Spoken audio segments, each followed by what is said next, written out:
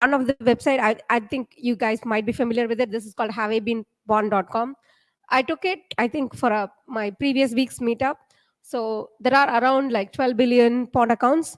But if you go to the same website, haveibeenpawn.com now, at least you will see some numbers have increased, which means the credentials are being stolen and pawned every day. It's not decreasing.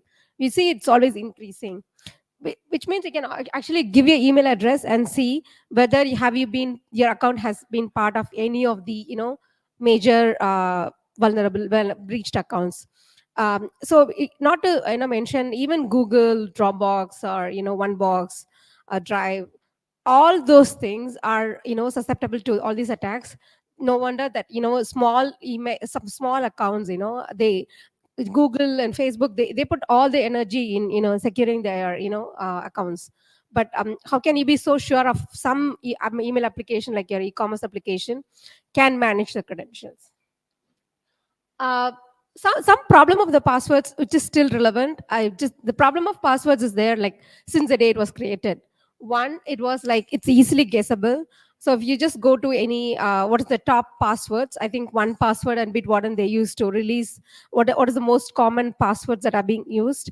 It's either easy, like it's QWERTY, or something like the first few characters of your keyboard, or guessed, or sometimes it's password. And you see this Wi-Fi here, right? It's passwordless. I mean, there's no password here. So if you're connecting with the Wi-Fi, which means that you're all connecting to a network account, which is not protected with password at all. So we are living in that world. Like, have you been to any other public premises where the password is so complex that you have to type in? It's normally the mall's account, right? For example, is a Capita Square, the password is like Capita 123, right? It's not that complex. So anybody who wants to attack your account can easily get in. So that's one common thing of passwords that are being easy and guessable. Um, pe- sometimes even these passwords are, like when you go to join a new company, normally they write your, password in a sticky note and then they give it to you. And then normally I see like people putting that on their desk. So anybody who can, just get their account and then do it, or if they want to do something, breach some of the accounts, they can just impersonate as that person and then can be acting as a vulnerable. So the other problem is like the industry advised that, okay, these passwords are guessable, so let's make an application and tell them that, I think you have seen this, like the password weakness and stuff, right? Like there is a marker that says like how complex are your password. So try to educate, like shift the the burden of the users, tell them like, application demands it. You have to have like 12 characters. You should have a complex number, or you should have a character. You have a number, and all those combinations that at least you should have an uppercase letter, lowercase letter. We try to educate the user and then tell them like, try to create the password credentials that adheres to all these rules. What happened was that most of the time they have to create the password, that there's no other choice to use the application. But what they did was like they came up with one magic password. So it's very difficult for them to remember the password for for every account. So what they did was like they tried to use the same password again and again in different accounts. So they use the same password for Facebook, Gmail, Instagram, and yeah, whatnot. What happens is that it's called credential leakage. It's like kind of stuffing. So when one application got vulnerable and that password is leaked, that means that the people can take that password and then go to different accounts. Yeah, be it social, be it your financial account, they can just use it. So that's another problem. So what they came up with, another problem to solve this problem, is like getting MFA. I think now people are trying to educate, like you have one time password or TOTP, use authenticators. This is still not like phishing resistant. Like anybody can mask your number and then they get their password on your behalf. It's still possible. um, and there is in addition to this, there is a user friction. So whenever you have to log into something and you have to look for your mobile and then key in your authenticator, uh, that's very like it creates more friction to log into the account. That means that people are abandoning this account. They don't want to use it. um, And the other problem is like 80% of the data breaches are happening. This is according to the Verizon data breach investigation report. They release it every year. They find the pattern of how this normal, um, the breach are all happening, and then they try to study it. And they found was like 80% of the data breaches are happening one way or the other due to weak passwords, or the passwords are being stolen, and there is phishing attack. And then 51% of the passwords are being reused. This is some stat, and if you go to your social account, which you normally give a personalized account of login with Gmail or Google, and then go and see how many accounts that you have tied to your Gmail account. On an average, they say like people have 90 online accounts. So you have like bank accounts, you have your e-commerce accounts. If you're a developer, you have like a couple of developer accounts. So 90 accounts is normal, and then it keeps on increasing every day. So they say like some people have like 150 to 180 online accounts. So what's the problem? What does this tell us? This tells us that there is something called secret, and that is being shared between you and the application owner. So, and you trust that application owner. Trusting means that you trust that that application stores your shared credentials safely, and that is not open to any attack, which is a very hard thing to say even for any company. Whenever you have your data that is transferred over the network, that means that it's not always secure to it's you cannot always assert that the data is never breached. So when something is shared over the credentials, you have to trust them, trust the network, where you're sending, and trust the data who is sending. There are still, even in 2024, there are still accounts who store your passwords in plain text instead of hashing and salting it. That Why do you think whenever you go to any account and then say you forgot your password, they never share your password, but instead they give you the reset link? That's because they don't have the way of getting a password. They cannot assert it, they cannot find it. They always encrypt it and hash it and store it in their system, which is not reversible. But not all the applications are doing it. There are still some applications that store as a plain text, which means that your passwords can, if someone is attacking that server, your passwords are already stolen, which means that you're already prone to attack. It can be like your email ID and password is there, so they can try in any other account. So the solution is passkeys. Passkeys is something like that I mentioned. There is still some credentials, but the only thing is it's not shared. So it means that there is no, you don't need to trust the application owner saying that this is my secret key, store it safely. There is no such thing. There is a way to assert that you can create your digital identity without sharing this common shared credentials. So that means you're solving all the problems of shared credentials, breaches. Nothing is shared over the network, and you still manage to create your own identity. How's this possible? Um, we have been using HTTPS protocol for a long time, and we use whenever you make any transaction, we always tell them like make sure your domain is HTTPS certified, which means that you have a public key, private key uh, with a HTTPS website, which means that someone is owning that. Whoever is owning this domain actually verifies their domain authenticity by having their own private key, and they always send the public key.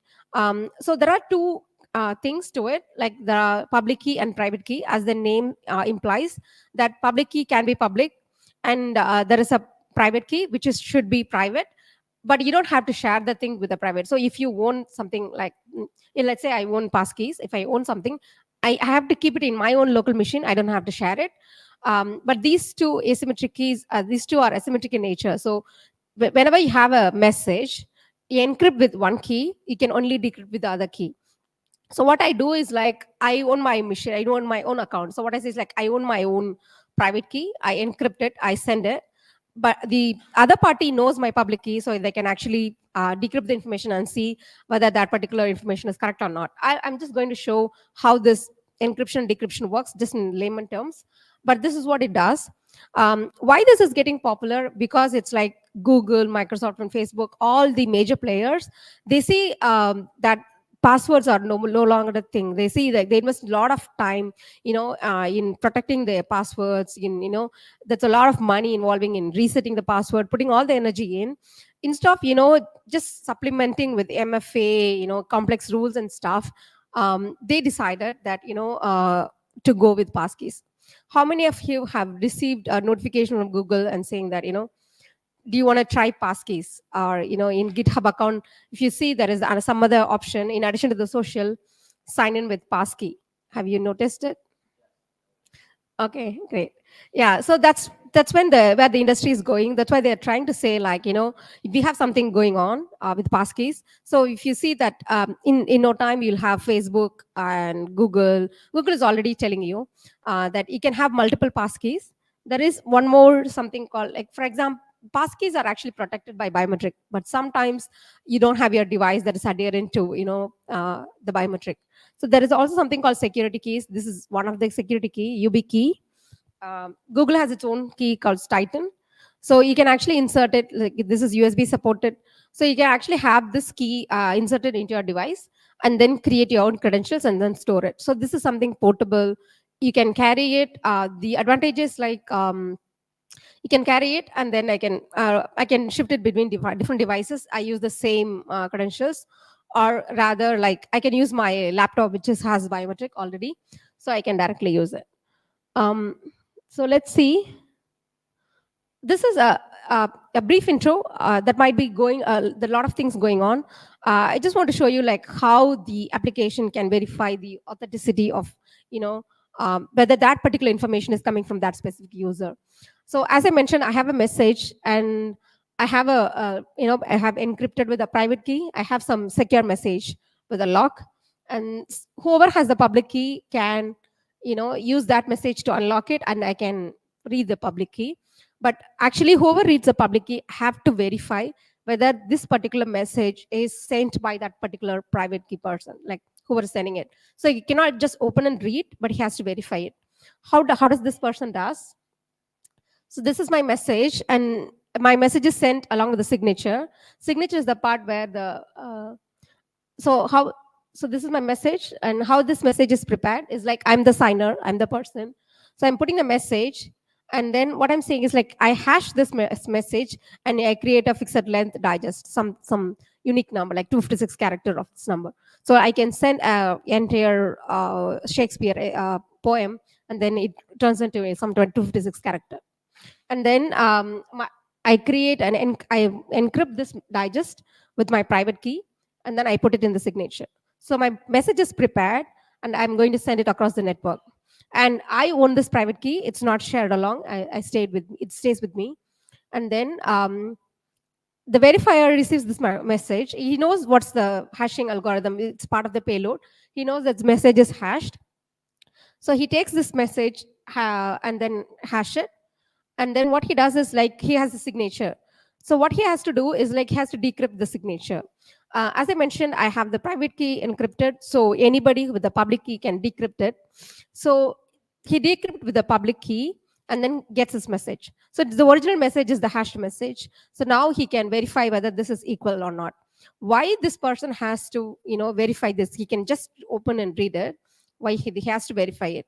Because someone in the network can tamper the message. For example, let's say some message is being sent for the person, like, saying that this role is for common user, and then someone says, like, okay, delete this data, and I'm an admin, right? I can change this data. But if someone tampers the data, the hashed message is not does not match, because the hashed message is created for the role user, and someone tampered it with the role admin. So I have to verify it. So what does it prove? That the message is not tampered, like, if this matches. And the signer, if I'm able to open it with my public key, which means whoever has signed this message has the private key, because that's how it's made possible with the signature. But okay, all along we are talking about the public key and private key and all that stuff. A common user is not capable of creating a complex password. How I'm able, as a user, able to create a key pair, right? So we are actually shifting the burden, and we tell them, like, we giving you options. One, if your mobile is capable of capturing your biometric, with your fingerprint, pin, or a pattern, or face, or like I show the keys. So what I have to do is like just plug it into my system, and then I'll show you the demo. And then the system will automatically capture that your system is capable of it, and then it prompts for a biometric. So when it creates a biometric, it actually creates something in your keychain or in your secrets. So all you have to do is like just press thumbprint on it to allow the system to create the credentials. And once it is done, the next time when you log in, the system, the browser automatically detects it, and then says like, hey, you know what, you have a passkey created for this account, do you want to use it? Or you want to use a different account, it's up to you. So earlier this is capable only in the mobile devices, because only the native SDKs of the Android and Swift does the capturing the biometric part. But now we are actually doing it for the Chrome. So all major browsers supports WebAuthn protocol, which supports the passkeys. So this is a simple FIDO2 application architecture. So what happens is like this client is your browser. This is a browser. So you have WebAuthn API support in the browser. So relying party is the website. Let's say it's amazon.com. So it can actually has multitude of services. For example, I can demand that only a specific device. So this has happened in one of the use cases for a bank. They normally try to give this FIDO keys because they don't want people to store it in different credentials. They wanted to store it in their device. So they normally give away. So what we can tell them is like only this application supports only this device and this signature. So my application can verify whether my device is capable of creating these credentials and using that particular using that particular credentials in specific device. So I have my client side JS. I have to do this. This is my external authenticator. It's up to me. I can use either internal authenticator or the external authenticator. This is just a brief overview. There are too many things, but if you want to learn more about it, you can just go to FIDO2 Alliance. They are the major players who created this specification. So CTAP one is like client to application platform architecture, the protocol. So you can either use the external authenticator or the internal authenticator. Um, this just a brief overview. It's like what happens during registration. Let's say this is I'm in the Chrome browser, and then the browser supports WebAuthn API. So let's say I wanted to log into one of the website like WebAuthn.io, and then say there is no password, so I just give my username, and then the website, which is called the relying party here, will say like, okay, I accept your username. So go and create your credentials for me.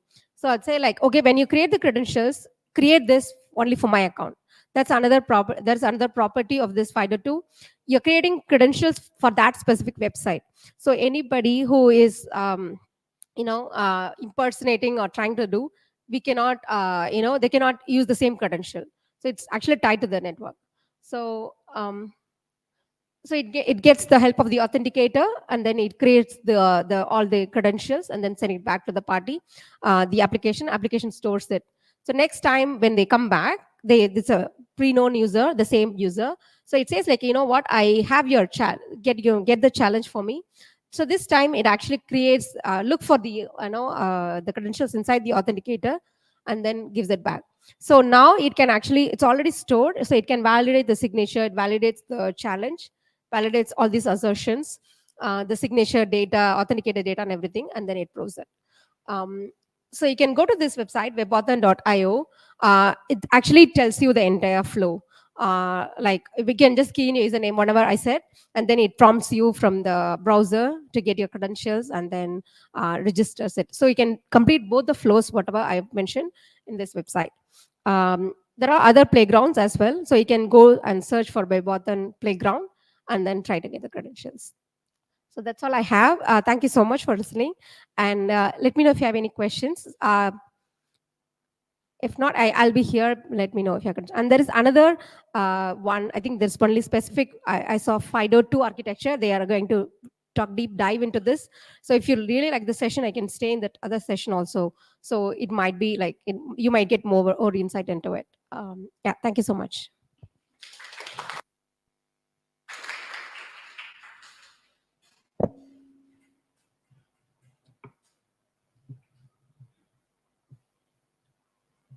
So just trying to be accessible out here. If you can't see the presentation on the board, just click this QR sign and you can watch it on your mobile or on your laptop, wherever you want. So we are supposed to start exact at 9. I think so we have 2 more minutes. So I said, okay, we can get this ready and done. But I don't think so clicker works. I'm not sure.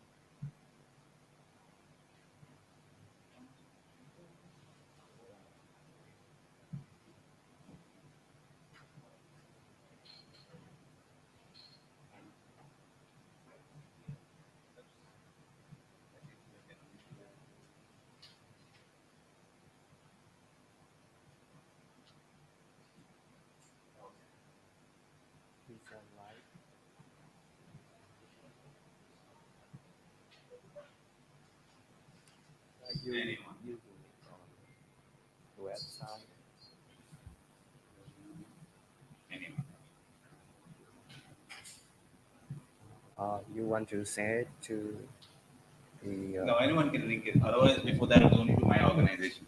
There's access, right? We can start.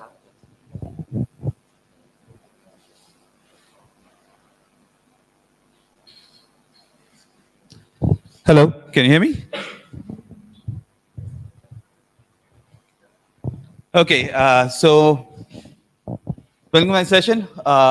Deepa had given a one on passwordless. I'm trying to give a little better. How many of you know OIDC? OR2, other than Pradheepa? OAUTH, 2O, but it's not even an acronym and it's not even a word. So OR2, OIDC, SAML. Anywhere of SAML? Okay, only 2%. So I think so. What I'm going to do is I'm going to bring it right from how we have come to what we are to passwordless. Okay, so important. So welcome to the session. Who are you? Security on the internet. More important, who am I right now? So I am Augustine Correa. I'm a Microsoft MVP from India, Bombay. I'm also an Auth0 ambassador, prefers to this. So let's get it. What is the internet all about? The basic thing is a user, you want to access a site or a web app, right? But guess what?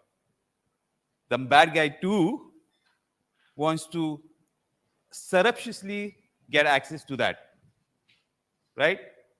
And even though it's not his thing to own. So then we have to make sure it's under security, right? Your web app or this.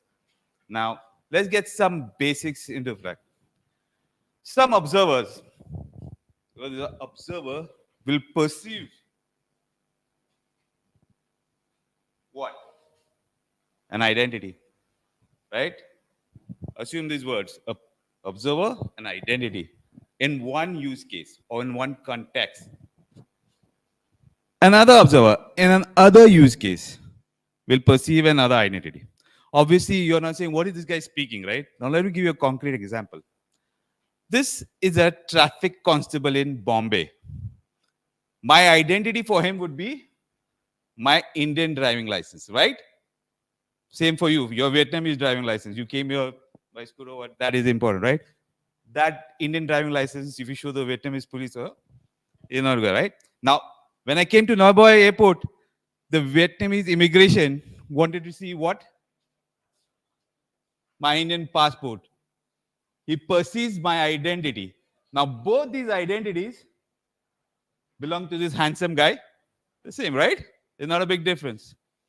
Now, a long time ago, this was all started. How do we do that? We still wanted passwords to get access. But the thing, every company started building apps. There were a lot of apps. So there were a lot of passwords, right? So each app, yeah, please come in, please come in. Thank you. Come, come, come, come.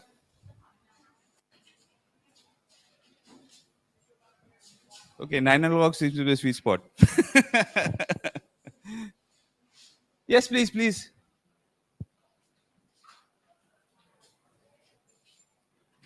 Cool. So I think so. There's come, come, come.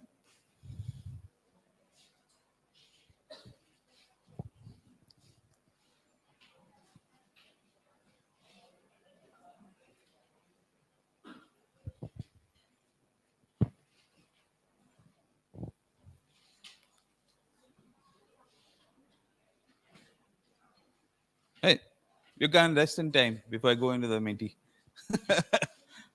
Okay, cool. Thanks. So each app had their own password credentials, right? So this led to whole lot of password proliferation, which Pradheepa also touched upon.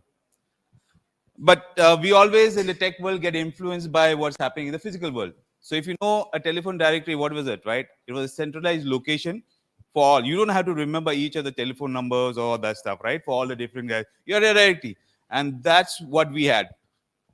A centralized location to access all of this. But remember, the directory was not actually built for doing authentication. It was just a stopgap measures, but it became so popular that it became the de facto standard. Okay? In the Windows world, the enterprise corporate world, there came something with two, because of password fatigue. Kerberos. Now, Kerberos is in Greek mythology for a three-headed dog that used to guard the Hades. Now, the three dogs out here, user clients, the KDC, the key distribution center, and obviously the network services that you want to access. This is a keyword. Right now, there was only one password you have to remember to get access to all, instead of the plethora of password that you have to remember. Remember for each password? Now that's gone away. But one thing I want to take from you is this acronym, the authentication server. Because we're going to touch upon this. You'll see this pattern getting repeating. The problem with that stuff is, we were good, right? So now we had central management location. But the thing was, the network infrastructure now stored your identity information. So the moment you went out of the network, you had no identity, right? So think about it. A big retailer and a big customer wants to keep orders, right? And a lot of orders kept coming. One way to go for this guy to be out here to book it on the other company, what would I have to do? The easy way would be like copy paste, right? We all copy paste code. That's what we call shadow accounts. So I would create my own account into this shadow stuff. What is the problem with that? What is the problem with copy by variable in programming? Huh? Duplicate means if you make a change here, that doesn't get reflected there. So suppose I was an employee of this, and I'm no more that employee. My account would still be there. I could still order, hey, 10,000 TikToks or something like that, right? From that, not a good thing, right? You don't want to avoid that. Because now you don't have a single source of truth. So what these guys, the big industry folks, got together and came up with a standard. The standard is called SAML.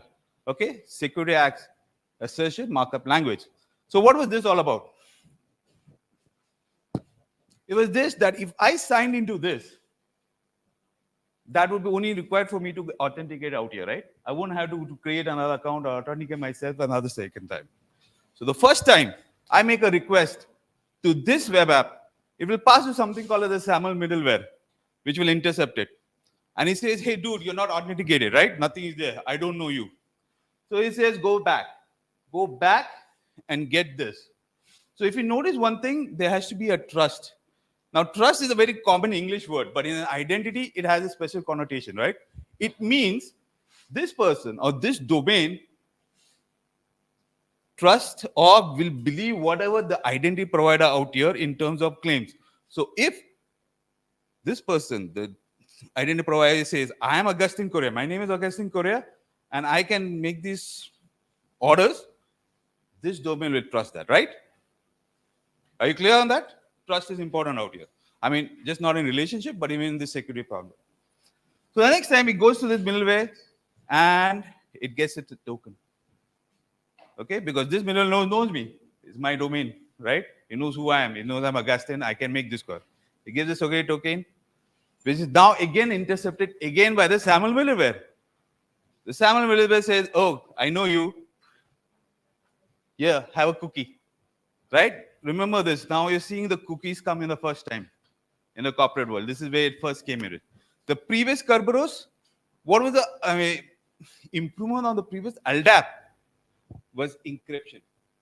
Everything was encrypted. Before LDAPs and all, they were not encrypted, okay? Because everything was the same perimeter, it was all of trust, right? They didn't do anything about that. But now when you're crossing your domains, obviously they have to be encrypted. Otherwise, anybody can snip it. It's like a letter, right? You put an open postcard, anybody's going to read it. Hey, right? So this is how you want to do it. But now, that single sign-on, remember single sign-on? Right? But now that single sign-on that can cross domain. Cross domain SSO is federation. You hear this word? Okay, this is important. The federation happens. Oh, I only 5 minutes? Oh. Okay, so what's the difference between authentication and authorization?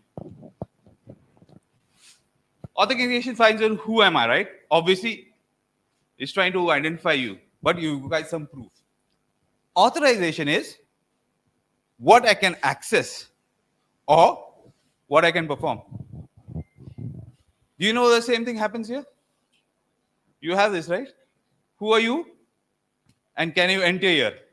You as attendees can be there. I as speaker can be here, right? This is the authorization part. Now, how does this happen?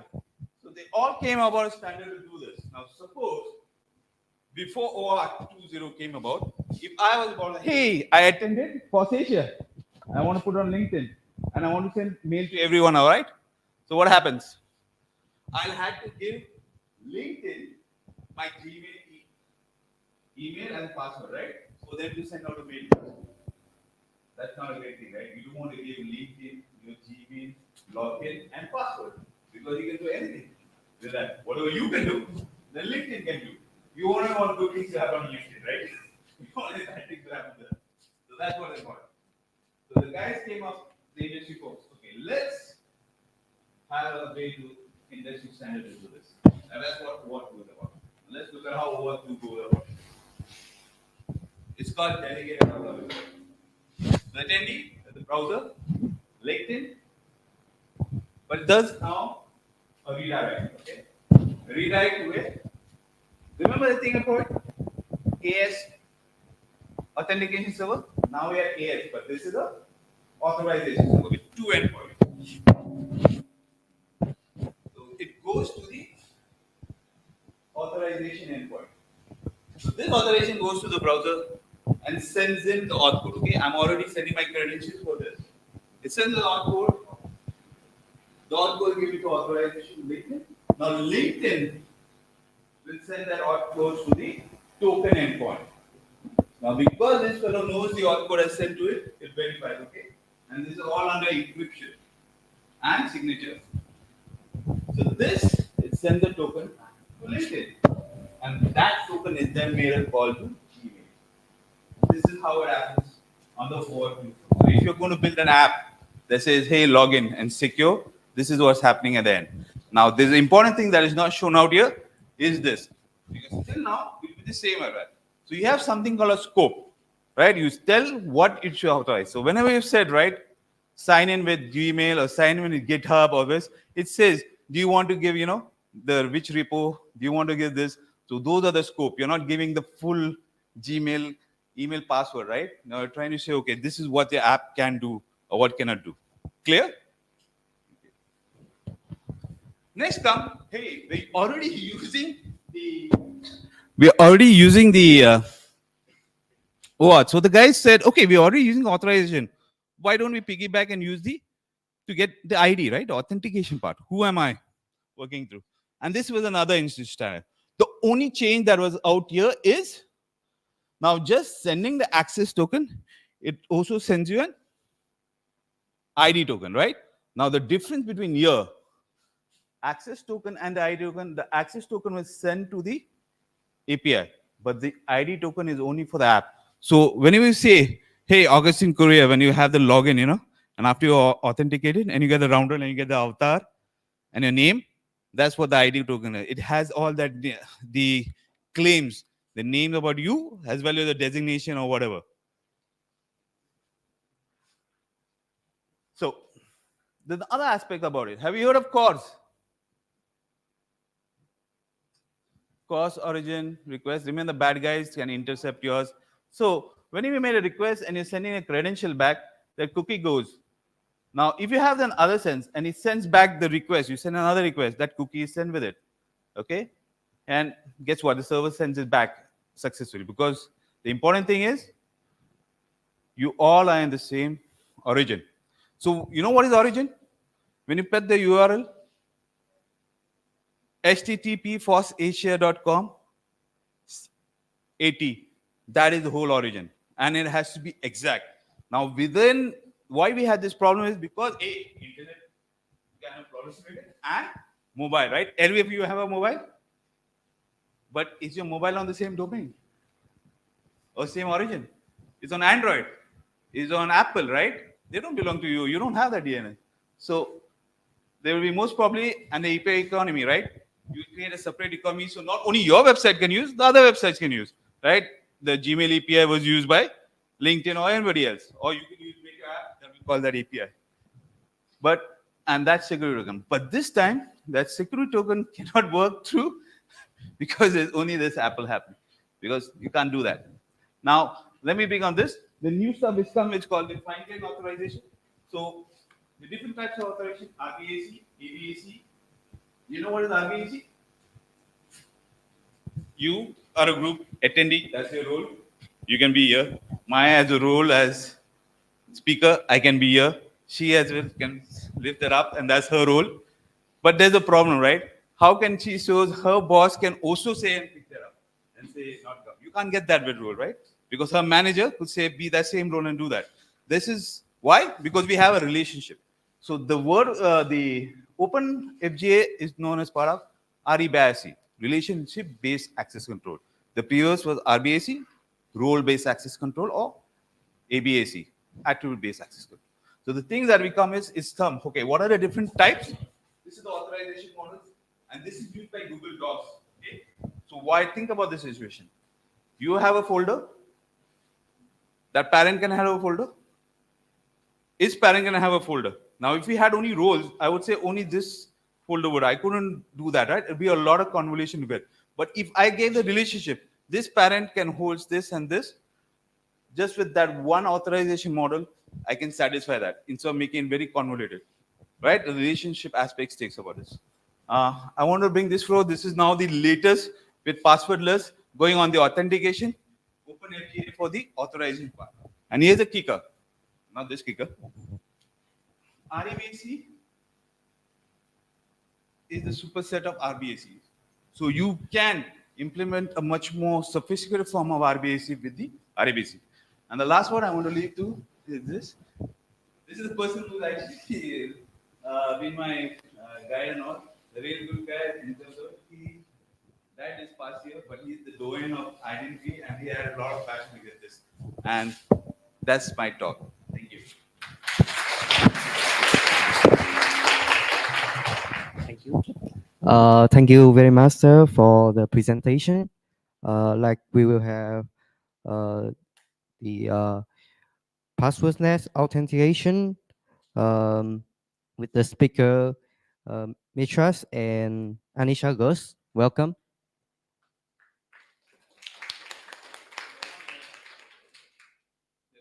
Now, please welcome.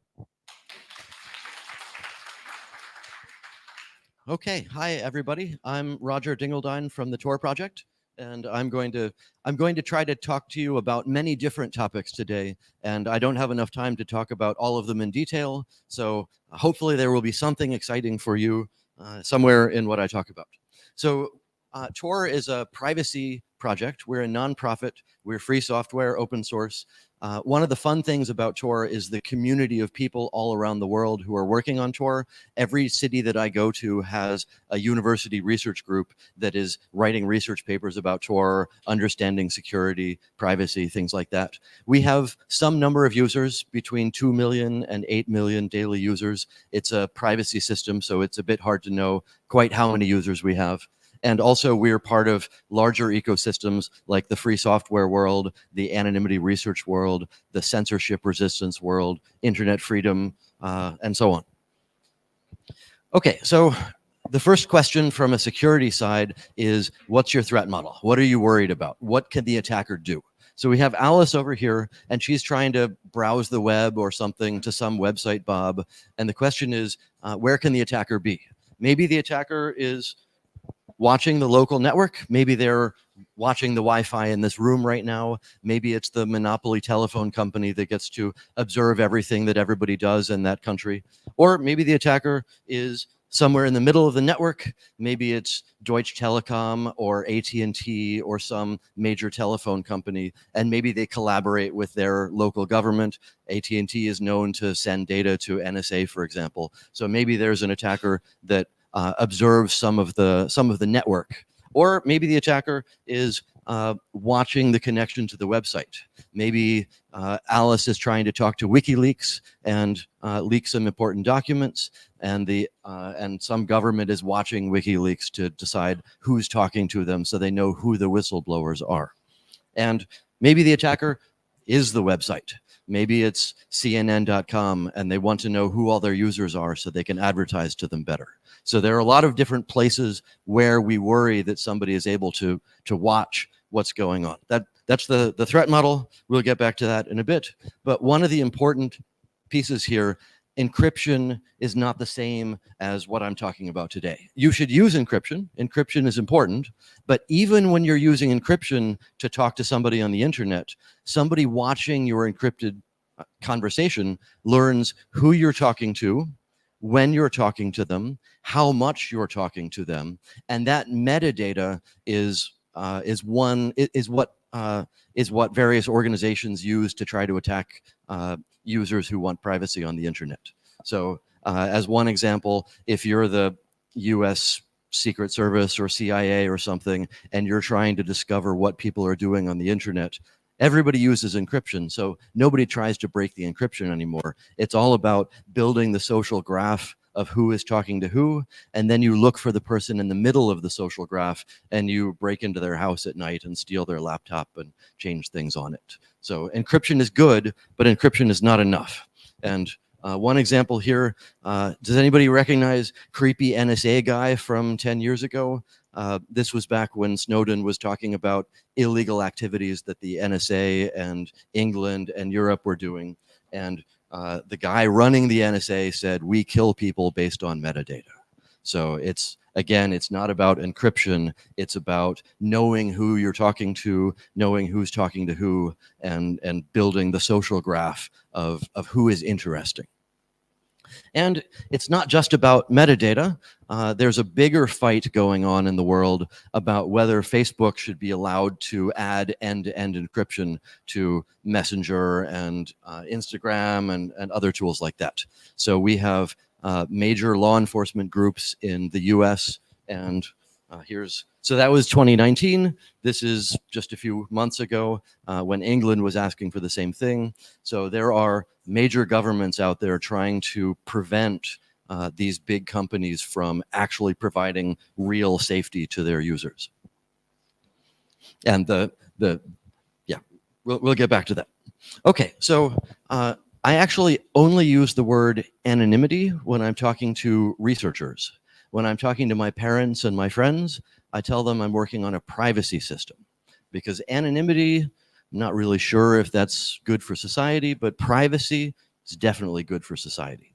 And then when I'm talking to companies like Google and Walmart and so on, I work on communications security, because Oracle said privacy is dead. No company wants privacy, but companies do want security. They want to be able to buy things from the internet without their competitors watching what they're thinking about buying.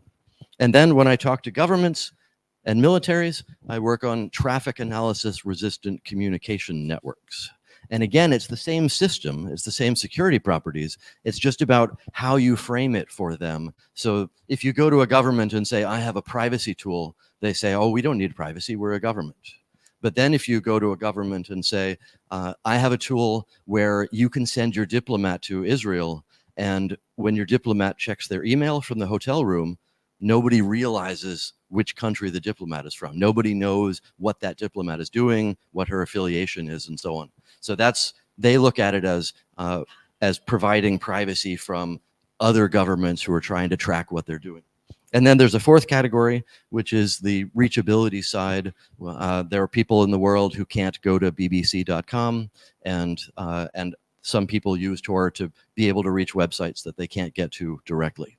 And the important part here is all of these kinds of users need to be in the same anonymity system in order to blend together. If you had a privacy tool only for people who have cancer and they're trying to talk to each other about cancer, then the fact that you installed it would tell people too much about why you installed it. So we need journalists, military, ordinary Facebook users, and so on, all in the same system, so that the fact that you have installed Tor doesn't tell people about why you installed Tor. Okay, so how do you build one of these? The easy answer is some centralized system like a VPN, where all the users connect to the center and ask for various web pages, and it fetches the web pages for them and sends them back. And there are a few problems with this. The first problem is, what if your VPN company is secretly lying to you and they're actually collecting data? And it always starts with, I promise I'm not looking at any of your data. Okay, actually, we do look at all of your data, but I promise I won't log anything. I promise I won't write it down. Okay, actually, we do write everything down, but I promise I won't give it to somebody else. Okay, actually, sometimes we do give it to other people, but we promise we're going to keep you safe. So the challenge there is the architecture. It's the fact that there's a center, and it knows all the data. It knows who all the users are and what they all do, and it could screw you, and it promises not to, and there's no way for you to know, there's no way for you to check whether it's following through with that promise or not. So it's even worse than that. Imagine your VPN company is perfectly honest and they really do want to keep you safe. It's still one computer somewhere in Switzerland or wherever it is, and anybody who can watch the connections into that computer and the connections out can do traffic analysis to match up and say, this flow that looked like this matches to this flow that looks the same. So yes, it's encrypted, but now I know that this user went to that website. So even if the VPN company is perfect, you're still not going to be protected the way you want, because it's too centralized. There's a point that can know what everybody is doing. So the answer for Tor, the approach that we take, is distributed trust, or decentralized, where you route your traffic through 3 different relays, and no single point in the network knows both who you are and where you're going. So now it's not a question of, I have the data and I promise I won't tell somebody. Now it's because of the architecture, because of privacy by design, there is no point that there's no place in the network that knows both of those pieces of information. So that means R1, the first relay, they know that Alice is using Tor, but they don't know what she's doing. And R3, the last relay, they know somebody is talking to Bob, but they don't know who is talking to Bob. So the goal of Tor is to separate these so that there's no place that learns both who the user is and what they're doing on the Tor network. Make sense so far? Great. Okay, and we've done some social science studies to ask various people why they use Tor around the world, and I have a few examples that have been anonymized. One of them is, I'm a political activist. In my younger years, I entered the public debate openly. As a result, I started getting harassed by government agencies. I later tried to obfuscate my identity, but it turns out my government is good at watching things. So I use Tor, freedom to publish my message to the world without being personally persecuted. As another example, there's another person who gave us their story of, I'm a doctor in a very political town. You can imagine Washington, D.C. or Brussels or something like that. I have patients who work on legislation that can mean billions of dollars to major telecom, social media, and Google, and so on. And when this doctor sees senators who maybe are controlling a lot of money and maybe companies want to influence them, imagine the senator has cancer or some embarrassing disease. The doctor uses Tor to preserve the privacy of the patients. So a similar situation happens for lawyers. If you go to a lawyer, the job of the lawyer is to keep your case private, but then the lawyer starts sending emails to everybody and searching on the web. Suddenly, that web activity can reveal what the legal case is about. So those are two examples to keep in mind. A couple more recent examples. A couple of weeks ago, there was a story where apparently the FBI wanted to catch some criminal, so they sent them a YouTube link, and then they went to Google and said, tell us every IP address that has ever loaded that YouTube link. And I don't know if Google answered, but that's pretty scary. Google has the data. They promise they won't give it up, except actually if governments ask the right way, they will give it up. So Google knows every YouTube page you've ever gone to, and they're trying to make money. They don't care about you. So maybe Google didn't answer in this case, but the problem is we don't know. They could answer. They could choose when to answer, when not to answer. Another example from the US side, I think this was a couple of months ago, there was somebody in Nebraska in the United States who was 17 years old and she wanted an abortion. And she talked to her mother on Facebook, and Facebook turned over the messages to the local law enforcement, and now she's been arrested and they're prosecuting her for wanting an abortion, and Facebook provided the data that they're using to prosecute her. So this is another example where maybe you want privacy in order to discuss your own personal life, even though there are bad laws that are trying to make what you're trying to do illegal. Okay, so there's another talk, which is performance of Tor. This is a graph of the bluish, greenish line. I'm not sure what color that is. Bluish line is the load on the Tor network over the past 10 years or so, and the red line is the capacity of the Tor network. So it's been growing. One of the important things here is the difference between these two lines is how much extra capacity there is in Tor. And we need more people running relays around the world, volunteering as relays in order to have more capacity to handle more users. Okay, so from a security side, we're in the security track. So let's think about security. How do you decide how safe Tor is? What metric do you use for measuring how safe Tor is? There are two answers that we should think about today. One of them is the diversity of where the relays are. So imagine a Tor network that's only running in Hanoi. So there are a bunch of relays, and you're bouncing through 3 of them, but they're all in one city. In that case, it would be pretty easy to watch all of the relays and then be able to learn who all the users are and what they're doing.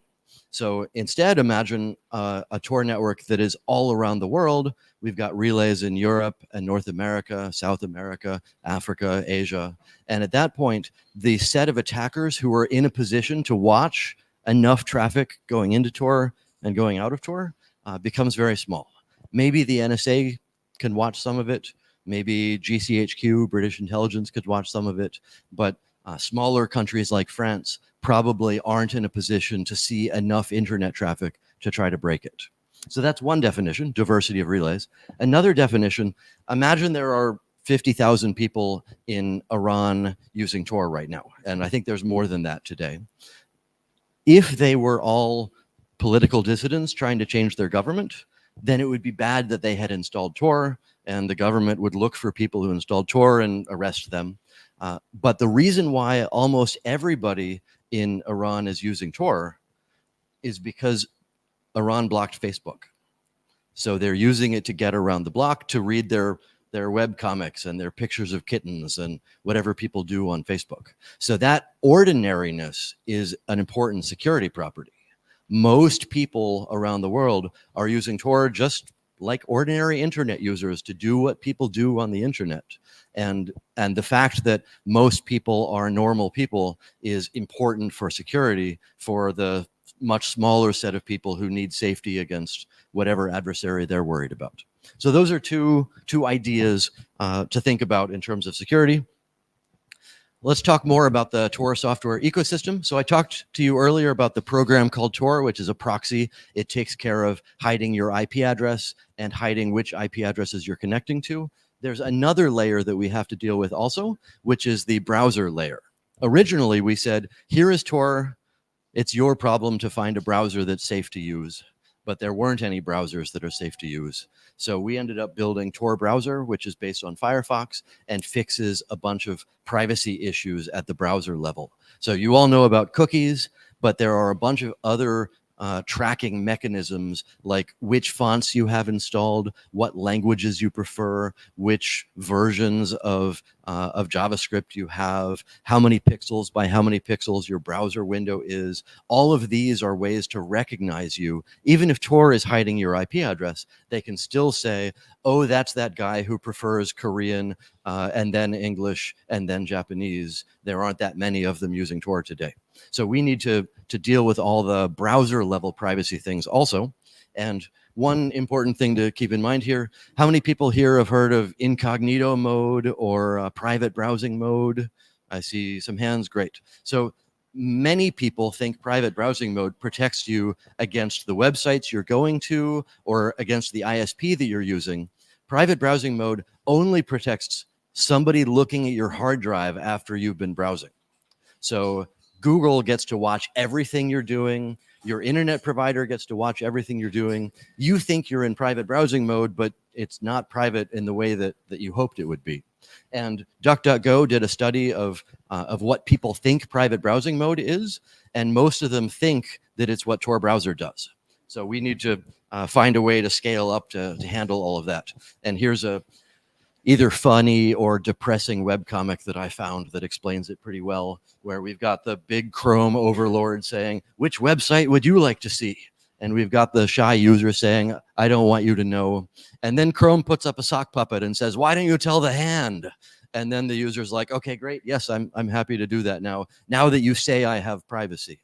So it's sort of depressing and sort of funny at the same time, but hopefully it gets the point across that incognito mode and private browsing mode are not actually keeping you safe from most of the things that you would want to have privacy from. Okay, so another key thing to think about, Tor is free software, open source. That's important, but it's not enough. We also need to give you the specifications, the RFC style descriptions of what we think we built so that you can compare the source code to what we say we built.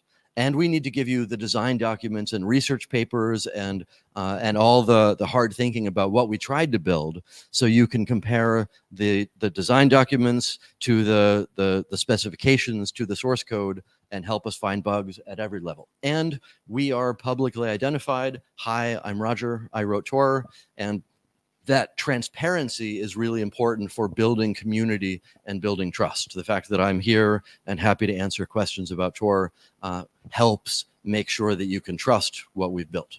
And there's always somebody in the audience who says, oh, haha, the privacy people are talking about transparency. That's a contradiction. It's not a contradiction because privacy is about choice. Privacy is about choosing who gets to learn things. And we choose to be transparent in order to build a stronger community, in order to be able to educate people about how privacy works. And we've had some interesting high-profile users over the years. For example, Ed Snowden used Tor in order to stay safe while he was talking to journalists until he chose when he wanted to reveal himself. And there are some other whistleblowers who've done that, and there are some others who are still safe and have successfully told the world about corruption that's happening, and they have chosen not to identify themselves. Okay, so another topic for us to think about. A lot of people look at tools like Tor and they say, "Oh, it's a two-edged sword. You can use it for good things, but you can also use it for bad things. It's like an automobile or a hammer. It's a dual-use technology. You have to accept the bad with the good." And to some extent, that's true. But the next step that people say is technology is neutral. It's how you use it that changes, that really matters.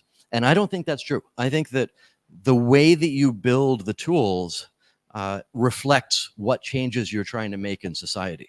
So for example, if you were building Google Docs, it's centralized. They get all the data, they get all the documents. They have built it in a way where they keep control. Whereas Tor is built in a decentralized way where we try to give control, privacy, power to the users so that they get to choose who gets to learn what they're doing on the internet. So that decentralization is inherent in the design. It's built into how we design Tor. And that means that, first of all, Tor is more useful for people who have less power. So if you're a military, you've got other options. But if you're a journalist, you don't have as many options. So the LGBTQ community or journalists or something like that, they need Tor more than governments need Tor. And the other side to think about there is if you don't think about the social impacts of the tools that you're building, you're going to end up accidentally reinforcing the existing power structures. You're going to end up helping the militaries more than you help the journalists. So think about who your tools are for and make sure that you build that, that power dynamic into the tools that you write. Okay, another topic in the Tor software ecosystem is a project called OONI, the Open Observatory for Network Interference. It is now its own nonprofit, but it started off in Tor and it's still well connected to Tor. And the idea for OONI is it's a framework for measuring what websites work where in the world. And they now have billions of data points from people running the OONI software all around the world and testing which websites work, which protocols work, and uploading those to a big public database. And the goal of that is to learn. There are many different goals, but one of them is I want to know if BBC.com works in Syria today. And if it stopped working today, I want to know if it worked yesterday. And it's not just BBC. I want to know if HTTPS, the protocol, works in Syria today, because Tor tries to look like HTTPS, because who would block HTTPS? Turns out that Syria did block HTTPS for 6 months back during the Arab Spring. So understanding what protocols work where is really important to understanding how the internet works. And there's an easy Android and iOS version of OONI that you should install and play with and maybe contribute to. So this is the Tor website from various countries in the Middle East. And it doesn't look like the website that I wrote. Here's a block page saying this website is not accessible in the UAE. Sorry, the requested page is unavailable, site blocked. Oops, we've censored you.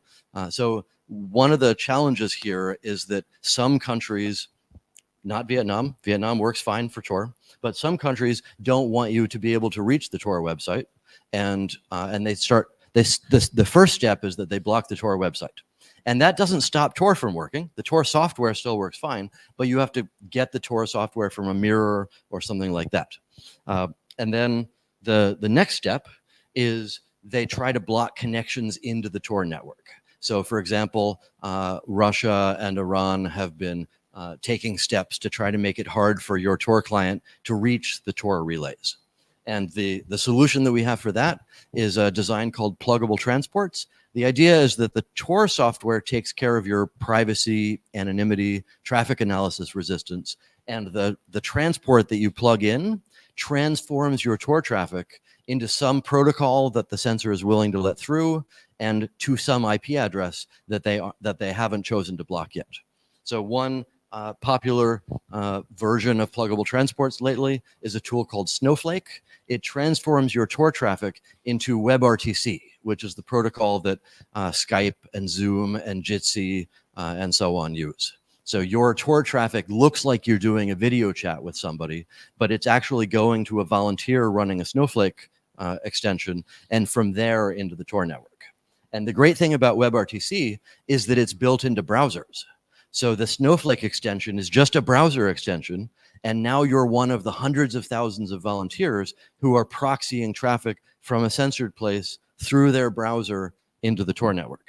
And one example, right before Russia invaded Ukraine, Russia blocked a bunch of different pieces of the Tor infrastructure. And here's a graph of thousands of people started using Snowflake in Russia in order to get around that censorship. And I was looking at this graph and saying, wow, 6,000 people, that's awesome. We helped a lot of people. Turns out that's here. And that the whole Russia thing was just a trial run where we were learning about bottlenecks and fixing it. And then hundreds of thousands of people were using Snowflake in Iran later that year because of the protests that were happening there. Okay, so that was the censorship side of things. Now let's talk about the onion service side of things. So I talked before about how you can build a Tor circuit through 3 hops, and the goal is that nobody knows both who you are and where you're going. Now let's take that 3 relay circuit building block and glue 2 of them together. So now Alice is going to talk into the Tor network, and Bob is going to talk into the Tor network, and they'll be able to talk to each other, but Alice doesn't know where Bob is, Bob doesn't know where Alice is, yet they can talk to each other inside the Tor network. And that design is called the onion service design. And it gives you some really cool security properties. You get end-to-end encryption, you get end-to-end authentication, you can run your onion service behind a firewall, behind a NAT. So you don't need an incoming internet connection in order to be an onion service. So there are a bunch of cool properties. Many people know this onion service thing, not by the name onion service, but by the name the dark web. And again, it's the same sort of security properties we were talking about before, but there are a bunch of journalists out there who are excited to sell their newspaper articles. And if you put a picture of the iceberg and you tell people there are 99 other internets out there and they've never heard of you can't get to them except through Tor, it's mostly nonsense. The dark web thing is just made up to sell magazine articles. It isn't whatever you've been told it has been. So I'm happy to talk more about that, but what do you think the biggest website on the dark web is? You've maybe read some articles about somebody selling some weird things. The biggest website on the dark web is Facebook. And this is because Facebook looked at their own internal users and did a study of how many people were connecting using Tor to get to Facebook. And they found that in April, I think it was April of 2016, more than 1 million people connected to their Facebook accounts over Tor. And that's because there was, I think Iran was censoring Facebook. So a lot of people were using Tor to get around the censorship to get to Facebook. And Facebook looked at this and realized our users want actual security. We should set up an onion service so that they can get to our website and know that it's really our website. As another example, BBC did the same thing. They set up an onion service because they want people to be able to reach their website and do it safely and know that it's really BBC that they're reaching. Another example, Cloudflare set up an onion service. So whenever you visit any website that Cloudflare hosts, which is 20% of the internet these days, Cloudflare hosts a lot of the web. Every time you go to a Cloudflare site, in the back end in Tor browser, it's going to one of Cloudflare's onion services. So you get automatic end-to-end encryption. The URL bar doesn't change. It still says fbi.gov in the URL bar, but on the back end, you're going to Cloudflare's onion service and getting better security by default without even knowing that it's happening. So in a way, that's cool. On the other hand, if Cloudflare hosts 20% of the internet, does that mean 20% of the web is in the dark web? What does that even mean? And Cloudflare hosts fbi.gov, so fbi.gov is in the dark web? What? This phrase doesn't mean anything at this point. So it's another way to get good encryption and good security when you're using the internet. And let me give you 2 interesting software examples of what you can do once you have a tool like Onion Services. So this one's called Onion Share, and it's built by the people at The Intercept, which is a newspaper company in the US. And the idea is, let's say you're a journalist and somebody just sent you a bunch of interesting government documents and you want to write about them. And you want to send them to the journalist next to you, sitting next to you. How do you send these documents safely? Do you send them over Gmail? Google's watching. They're probably going to sell them or data mine them or advertise. Do you put them on Dropbox? I don't know what Dropbox's business model is, but I think it's looking at all the files you upload. Do you put them on a USB key and hand them over? We've all been taught that USB keys are scary and maybe you shouldn't be trading USB keys like that. Maybe you set up an FTP server and then the other person FTPs over. That's great if you know what FTP servers are. Nobody does anymore. So the answer that that the journalists came up with is a tool called Onion Share, where this tool spins up a local web server and a Tor Onion service, and it gives you a URL like this, and you send that URL over Signal or WhatsApp or Telegram to the journalist, who then launches their Tor browser, puts in the URL, their Tor browser connects to your web server over Tor, downloads the file, and then everything goes away. Then the web server's gone. There's no center, there's no middle, there's no place to break into and get all the data. There's no place to send a subpoena, there's no place to attack. And that's how file transfer should be done safely on the internet these days. So this is an example of the right way, not just with encryption, but also protecting metadata, but also protecting who you're downloading the files from, who you're sending them, and so on. So that was one example. Another example is a tool called Ricochet, which is an instant messaging tool. How many people here use iMessage or WhatsApp or Signal or Telegram or I see quite a few hands because I tried to list most of the popular ones. Maybe Google Chat is in there. All of those tools are centralized. They know who all their users are. They know who you're talking to. If they provide encryption, which is great, they can't read what you say, but they know when you say it. All of that centralization scares me. So the idea for Ricochet is that every user is their own onion address. I don't have to know where you are, but I can reach you over the Tor network. And I don't have to know who you are, but I can still talk to you. And there's no middle. Each of these connections is going over a separate onion service tunnel. And there's no central point that has a list of users or a list of who's talking to who and so on. So this is maybe the smarter metadata secure way of doing instant messaging. So the tool itself needs some work. There's a forked version of it that I think is doing better now called Ricochet Refresh, if you want to check it out. And with that, a couple of last thoughts. So here are 4 ways that Tor can fail. Tor is not perfect. It's not going to keep everybody safe in all situations. And I tried to order them by most frequent problem. The biggest problem by far is OPSEC mistakes, operational security. You did a blog post, you accidentally put your name at the bottom because you forgot to delete it. And now Tor is going to anonymously post your blog post with your name at the bottom. And there are a bunch of other examples where maybe you use a phrase that only certain people from your city know, and that helps people guess where you're coming from. The second problem is browser metadata fingerprints. So we try to make all the Tor browser users look the same as all the other Tor browser users, but every week there's some new JavaScript API coming out that can be used to track people. Google had one a while ago where the remote website can learn all the details about your device's battery, how big it is, how far through your power you are, how quickly it's using the power. And the goal of that is the website can change what it sends you if you're low on battery, but it's a tracking mechanism that we needed to stop. And another example of that, a while ago, I think Chrome was trying to help people use the Chrome browser as an Xbox controller. The idea is you plug your Xbox controller into your computer and then Chrome controls everything. And that meant they have a JavaScript API for enumerating all of the attached USB devices and their unique IDs.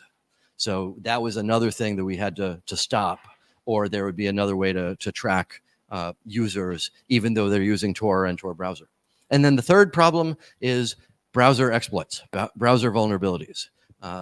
Now these cost hundreds of thousands of dollars, so I mean, it's not easy, but if you're an intelligence agency, part of your job is to buy browser bugs that you can use to break into people's computers. So you trick them into going to your website, and you send them some web page that breaks into their local computer. And yes, they're using Tor, but that's not enough. And then the fourth problem that is mostly more theoretical, because most organizations aren't in a position to do this sort of attack, is what if they can see enough traffic on the internet in order to be able to match up which Tor users did which things. And I think most organizations aren't able to do this, but we don't know. The Electronic Frontier Foundation, EFF.org, is running a campaign to get more people to run Tor relays at universities. So if you're connected to a university, they have printed these awesome shiny coins that I'm happy to show you later. And you too can get one of these awesome shiny coins if you run a relay at your university. Talk to me afterwards, and I'd be happy to help answer questions about that. And I've got a couple of minutes for questions, and we've got, I think the next talk in here is at 11, so I'm happy to answer a few questions now, and we'll take it from there. Thank you.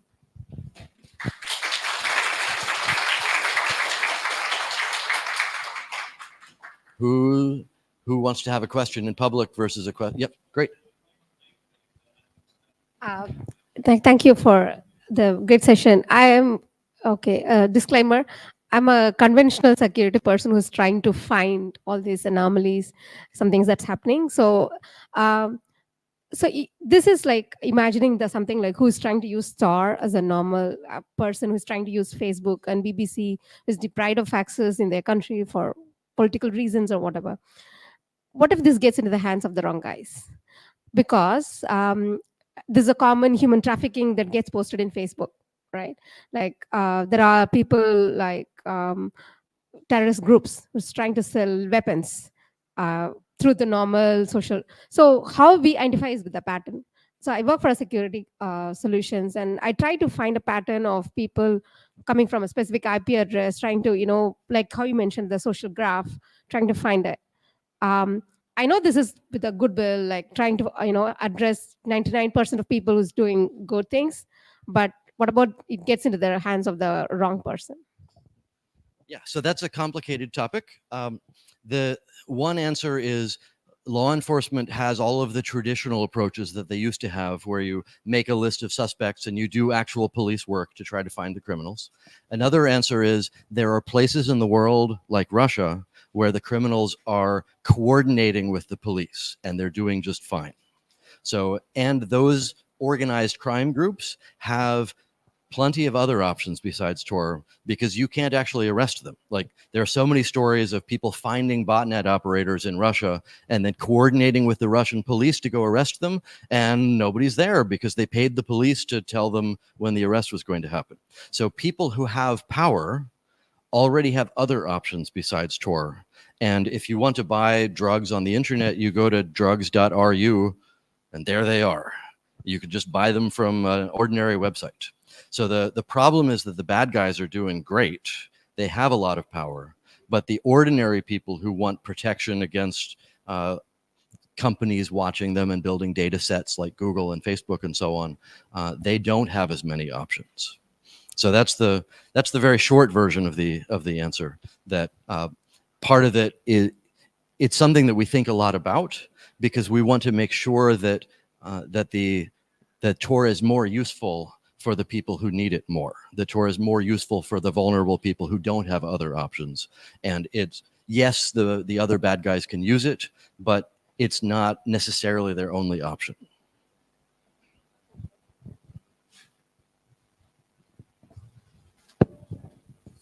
I don't think I have a question for you, but I would like to say I totally agree with you that in nowadays we don't care about the encryption anymore.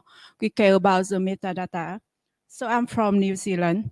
So I totally agree with you that in New Zealand, technology criminal cooperated with the New Zealand police and telecom.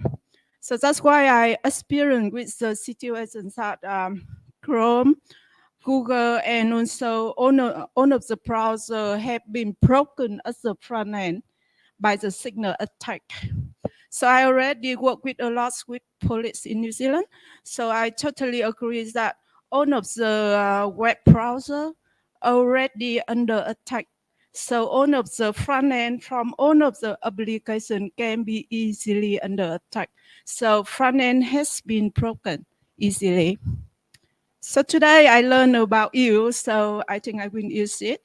But my question for you is that, could you tell me a little bit more about the decentralization design? So you said that you can, all of the web browser can easily capture the metadata and understand about me. So can your website browser reach me? I don't care about privacy, but I care about my safety. So when you reach me, it means that you can attack on my interaction with my web browser.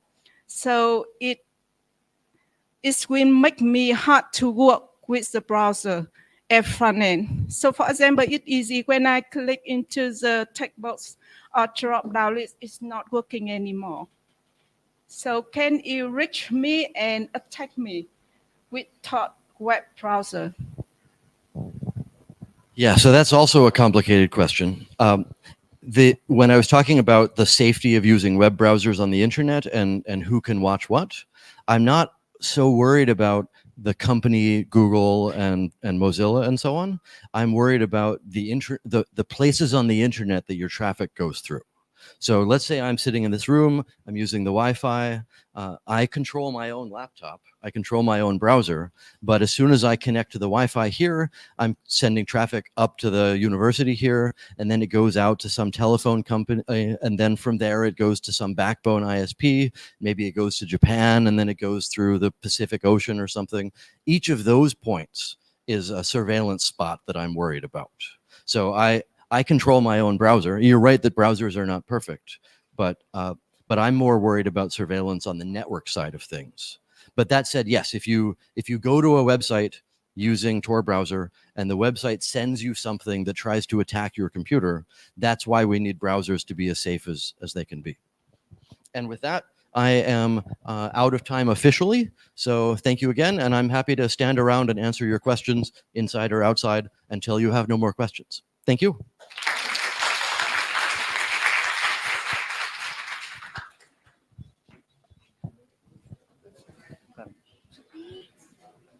Emma. Okay, we have a couple more folks coming in. Yes, please come in, join. The abandoned notebook over there is mine, so that's where I intend to sit after my talk. Please keep that seat for me. Otherwise, feel free to sit anywhere. Cool, yes, thank you.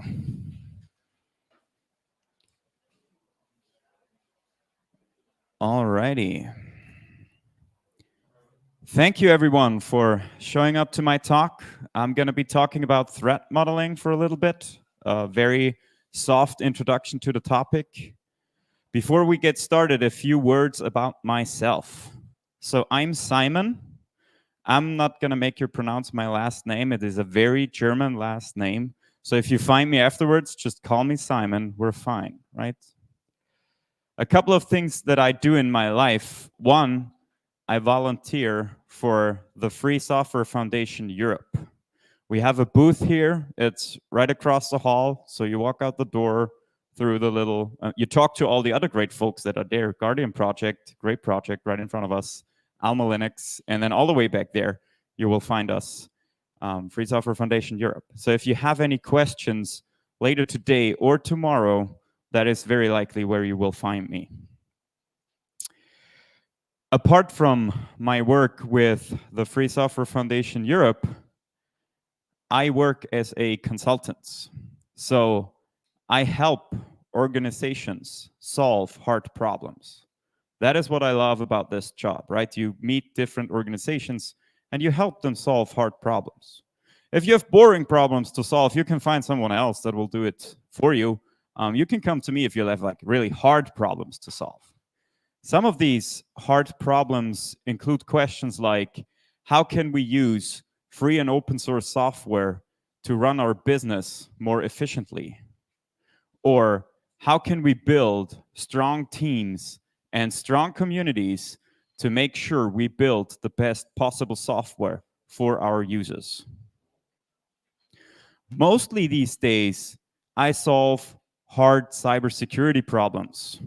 And that's probably what you want to hear about, right? We're in a security track here at FOSSASIA. We want to talk security. So what are some of the cybersecurity problems that we will be talking about today? One of the questions is, what can go wrong in our software? How are people using our software? What can go wrong? What can fail? And are we doing a good job to protect the users of our software? Right, so I'm going to be talking primarily about these topics in the context of software and software development. There are lots of things to say also about like our infrastructure, about our organizations to make our teams more resilient and our companies and non-for-profit organizations more resilient. But today I'm talking specifically about software. And one of the very hard problems that we have to solve across all the different organizations and teams is how much security is enough security, right? In an ideal world, I would tell you to like threat model everything, right? And protect everything and do all the security things, right? That would be, I would love to tell you that. But we live in the real world. And I don't know how it is here around Asia. I mostly operate in Europe. And in Europe, security people are hard to come by. Software developers are a bit hard to come by. We have very limited resources, and we have to spend these resources very carefully. So we need to have a very good idea what are the problems that are really meaningful to solve, and how can we use our resources efficiently to actually make a good difference. And that's why I want to talk about threat modeling, because in my opinion, threat modeling is one tool that you can have in your tool belt to answer or start answering some of these questions. It's only going to be 20 minutes today between of us, right? So I'm going to scratching the surface here. But I think it's enough to get you started and get the ball rolling and have more conversations later between yourselves or with me if you want to. Now, I mentioned one key word here already, which is opinion, right? In my opinion, threat modeling is this and that. This is going to be an opinionated talk. If you talk to Simon, you should be prepared to hear opinions, right? I make it a point that all my opinions, or most of my opinions, are well researched and steeped in like years of experience of working with people in cybersecurity, both in my personal life and professionally. But still, you have to keep in mind, these reflect my experiences and my opinions. Your situation might be different, your community might be different, your product might be a little bit different. And it's always important to keep these differences in mind. So that's when we go back to the hard problems, which I really like to get the nitty-gritty of it, but unfortunately cannot cover and do justice in just a 20-minute talk. One fun fact about myself, or one thing that makes me quite lucky, is I've recently started my own company. So I can now go on stage and say, opinions of this talk are my own, but also that of my employer, right? And that is a very comfortable situation. I can say whatever the hell I want here on stage and not get fired. Hey. So keep that in mind. Okay, enough about myself, enough about cracking jokes and stuff. Let's get to the nitty-gritty. We want to talk about threat modeling. Who here has never heard about threat modeling? Is anybody here whose first time to hear this? A few folks. Okay, cool. That is good because it's going to be an introductory talk. We're doing threat modeling, at least in my opinion, the most important three things why we do threat modeling is, one, we want to understand what can go wrong in our software, right? So that is the view that we want to take. We want to understand the security stakes of both the environment that we are intended to be used in and of our users, right? So we're going to talk about security stakes and security promises. And lastly, I think why threat modeling is a very good tool and a very important tool is we want to communicate what we have defined and what we have found out to our users and our team, right? And I'm going to mention that when we look at some examples that I've brought here. And one of the examples I'm going to mention is a security messenger, right? So you want to make sure that everybody who is developing your secure communication software understands the stakes of our users. What does it mean? If we make a mistake, what can the impact be for our users? And are we doing a good job at protecting them? And also you want to communicate it to users so they know when you use my software, what are you, like when I use your software, what are you promising me, right? Are you promising me that this is like this fun little thing that you did that might go away tomorrow? Or are you promising me to like do the damnedest that you can do to keep my communication secure? Getting started in threat modeling and starting to answer these questions is really easy, right? And I take inspiration here from a great author on the topic, Adam Shostak. If you haven't heard of him, look him up. He does great things on YouTube on the topic as well. And what he says, or one of the things that he says is, to get started on threat modeling, you really have to just ask yourself 4 questions, right? Question number 1, what are we working on? So what is the software that we're building, and what are the users that are going to use them? Number 2, you're going to hear this a lot throughout this talk, what can go wrong, right? We're talking about security, so we want to take this adversarial mindset. What could somebody do if they want to abuse our software? Naturally, we don't want to just admire the problem, right? Ideally, we want to fix some problems. So the third important question is, what can we do about it, right? What steps are we taking to protect our users and to meet the security promises that we're making?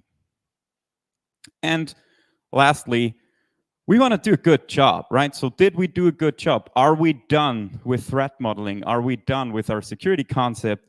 Is there something we might have missed? Are there more experts that we can talk to bring in new opinions and new experiences and make sure that we are doing a good job in protecting and doing the work that we do? I want to spend the rest of the talk walking you through some very high-level examples. I've taken 2 that I hope everybody in this conference can relate to. One is we're going to look at a security-focused messenger, right? Something like Signal or Telegram that hopefully a lot of you are using already. And the other one we want to look at, or I'm going to look at very high level, on an online event management platform, right? So something like OpenEvent, which is the software that runs Event Yay, which hopefully many of you used to register for this event and that the great folks at FOSSASIA are developing and maintaining for this conference. And we want to take both these examples to highlight some key differences, right? So going back to the 4 questions that we ask, number 1, what are we working on when we look at the security-focused messenger? And if you think of something like Signal and what they're doing and what they're trying to achieve, I think the sentence that covers it best is, we are developing, or they are developing, a communications app to facilitate secure communication in a hostile environment. What does this mean, right? So what are the promises that we are making? We envision, and I'm not a Signal developer, disclaimer, right? So if I say we, it's like I'm putting myself in their view, and I'm talking as if I was doing their threat model. What promises are we trying to make? We want to promise politically exposed people like dissidents or journalists, investigative journalists, that they can use our app safely in a hostile environment. Now, these are some very high security stakes, right? So worst case scenario, we're talking about people who have to fear for their life and safety if our app does not do what it is promised, right? They might go to jail or face even worse punishments if you think of events like the Arab Spring, where a lot of free software communication was used to organize the groups and the stuff that was going on, right? Now, if we contrast that to the online event management platform, here we are talking about managing events, right? Probably selling tickets, and offer a good event experience to our attendees. This shows to highlight, like, probably the secure messenger will take more work and more focus to facilitate securely, but also the event platform is not irrelevant, right? What are the promises that we're making for the event platform here? We want event organizers to recover costs by selling tickets securely. But you can imagine an event like this, it does take some money and effort to facilitate, and they want to recover some of these costs by selling tickets. So if somebody was able to just give tickets away for free, this conference could be in trouble. The second important thing is we want to promise the attendees that they can, like, register for events, purchase tickets securely without having their data stolen, right? Every time we talk about a large user base and people signing up, giving us their information, giving us email addresses, phone calls, maybe payment data, depending on what we talk about selling tickets. We want to make a good job of keeping that data secure, right? That's like the least we can do for the people who pay to attend our conference. Now, we have looked very roughly at the thing we want to build. Not a question, second question, what can go wrong? And this is where we start looking and bringing in some of the vocabulary of threat modeling, right? So I'm going to show you for each of the examples, one example threat or threat scenario, and talk a little bit about that. We've talked about the secure messenger, right? Secure communication in hostile environments. So the very basic, the most high-level threat that we're talking about here is an oppressive regime monitors all internet communication and tries to identify political dissidents based on messages they exchange. Now I want to just think about that statement for a bit, right? We already know the stakes, high-value stakes, but let's just look at like the pattern and the vocabulary of what is going on here, because these are things that you will see when you start doing threat modeling more and more. Usually, we will start what we call a threat actor, right? So we assume somebody is actively doing something. Here we have the oppressive regime, and they are doing something to do something, to achieve something. Next, you will find at least a mention of something that we would consider a vulnerability, right? So threat actor abuses a vulnerability to do something. In this case, the vulnerability is very high level, right? If you like understand how network communication works, you know that for a large scale, like a government or a large internet service provider, it is actually fairly easy to just look at all the traffic that is going around and just look at the data and try to collect information about the stuff that is being sent back and forth, which is why secure communication is going to be important in a minute. And finally, we have some consequence or some impact that we describe if this threat scenario were to manifest. So I have kept it here to the level of identify political dissidents. You could think of actually putting in the consequence for their user, right? So resulting in a threat to their life and safety, for example. But that is like the pattern that you will see every time if you start formulating threats and threat scenarios as you progress throughout your threat model. Now let's look at an example threat for the online event management platform. Again, we will see the threat actor, in this case, a malicious user, abuses a vulnerability in our software to generate free tickets for a paid event. This goes back to the security promises that we make also for our users, right? So we want it to be able to recover the cost of running a big scale event. So we want to make sure that no malicious user can just give away free tickets. Again, we have the threat actor. Again, something, when we're talking cybersecurity, we always assume malicious intent to some degree, right? That is, we're always looking at like an adversarial relationship from a potential attacker towards your software. Fortunately, most people that will use your software are like nice and trustworthy, right? Unfortunately, some of them aren't. And it is the job of us as cybersecurity experts to assume this role and think, okay, what can go wrong, assuming somebody's actively trying to do something bad. Again, we have a very generic high-level vulnerability. There is something that I completely skipped in the interest of time for this talk, is to talk about the difference between like threat modeling, risk assessment, and vulnerability assessment. If you're interested in that, come talk to me later. I think it's important at this stage to keep in mind, in my opinion, when we're doing threat modeling, we're not doing a vulnerability assessment, we're not doing a risk assessment at this point. We're focusing on the big picture to get an understanding and communicate it to our developers and our users. Another potential threat that we can look at for the online event management platform is a malicious attendee abuses a vulnerability in our software to access private information about the other attendees. Right, so it's again where I talked about keeping the data of our users secure. So this is another threat scenario that we could formulate and take a look at when we look at this next question.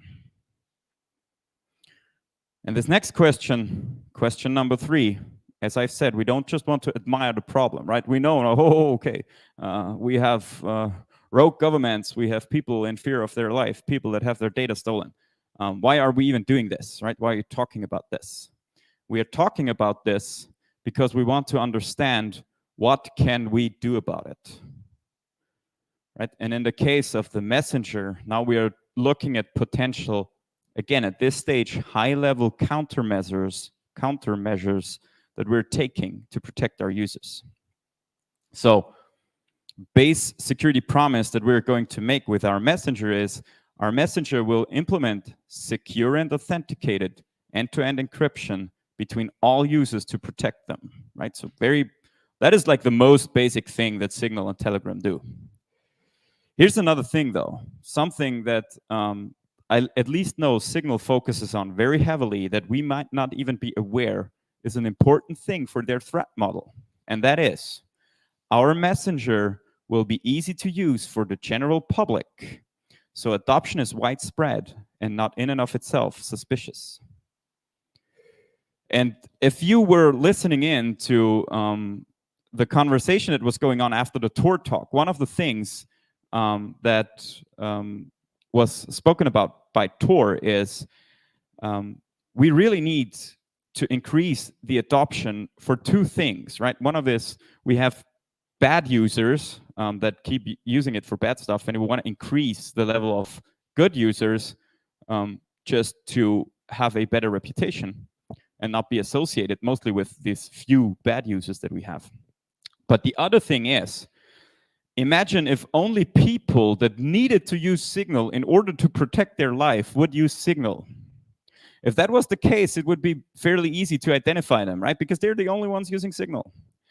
So if you want to help, right, one of the things you can do is start using something like Signal for your day-to-day communication, because we want to spread adoption. And that is why things like stickers, reactions, GIF implementations, right? Where as a cybersecurity person, we would say, come on, Signal, what are you doing, right? And what they are doing is making it easy for the general public to use it so adoption can get more widespread.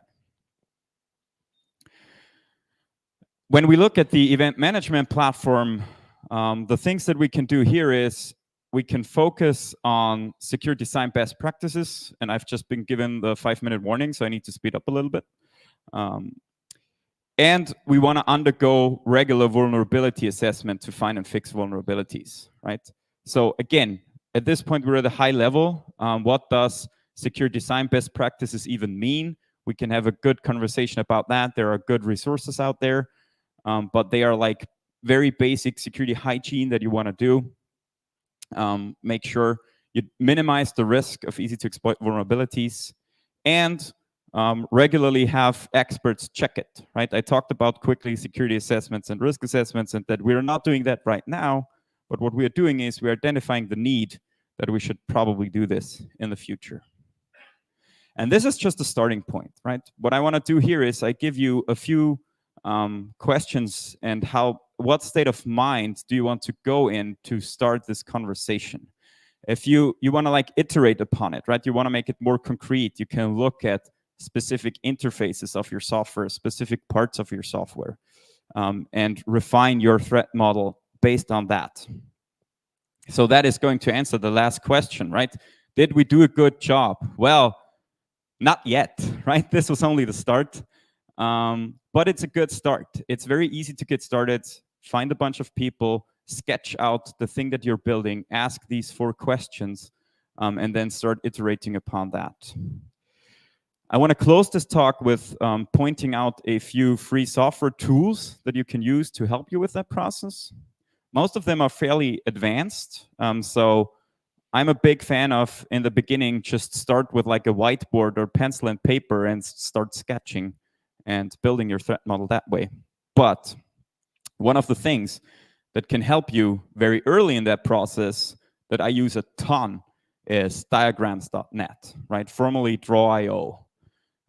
It's a great little free tool to just do diagrams and workflows. It can be used to sketch out or digitize your sketched out software architecture, data flow diagrams, which are all good documentation pieces about the thing that you want to build.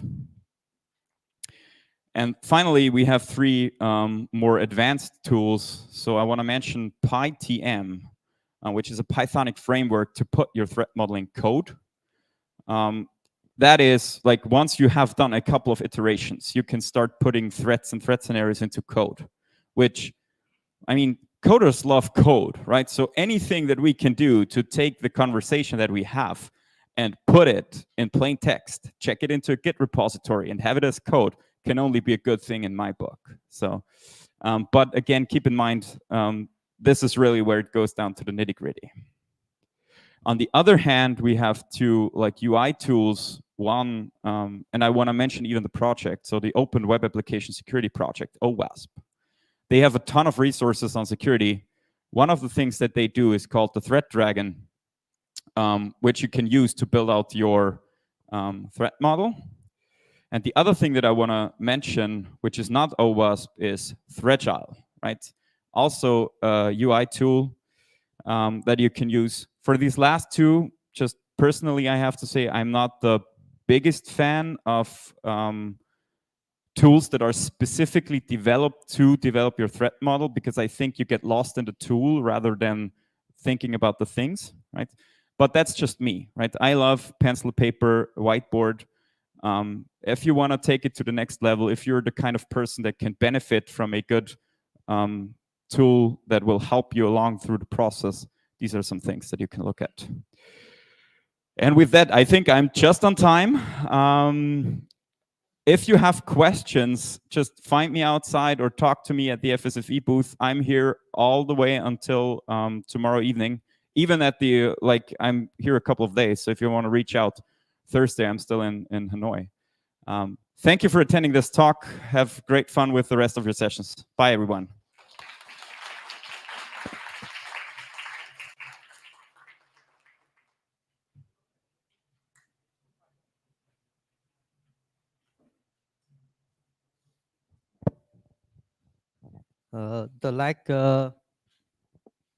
The presentation will start at 11. So we wait for a few minutes.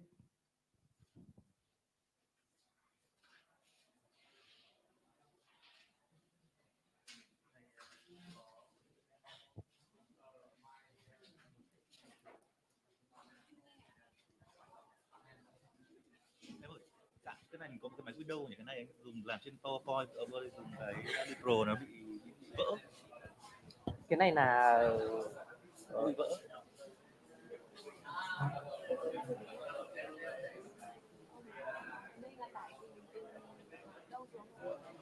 Anh dùng máy tính của anh để